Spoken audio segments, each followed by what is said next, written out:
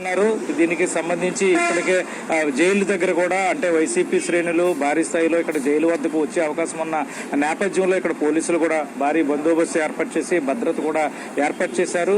ప్రస్తుతం Mithun Reddy Rajahmundry central jail స్నేహ black లో remand ఖైదీగా ఉన్నారు. ఇప్పటికే దీనికి మద్యం కుంభకోణం కేసుకు సంబంధించి ఛార్జీ షీట్ ను కూడా ప్రిలిమినరీ ఛార్జ్ షీట్ ను కూడా సిట్ అధికారులు కోర్టుకు సమర్పించడం జరిగింది.